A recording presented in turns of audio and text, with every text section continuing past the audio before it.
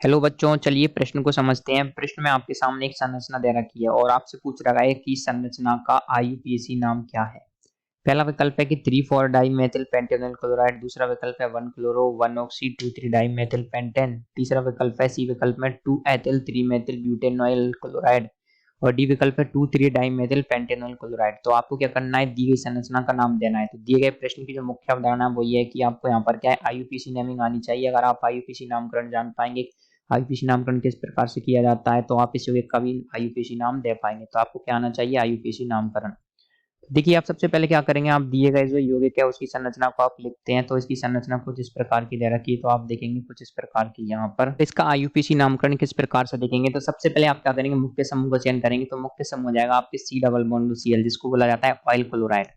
तो ये तो हो जाएगा आपके मुख्य समूह। उसके बाद हम क्या करेंगे, इस कार्बन की जो श्रृंखला है उसका नामकरण करेंगे, कार्बन की श्रृंखला का चयन करेंगे। तो सबसे पहले इस वाले कार्बन को आप नंबरिंग देंगे 1, इसको दोगे आप 2, इसको दोगे आप 3, इसको दोगे 4 और इसको दोगे आप 5, यानी कि हमारे पास में कितने कार्बन है, 5।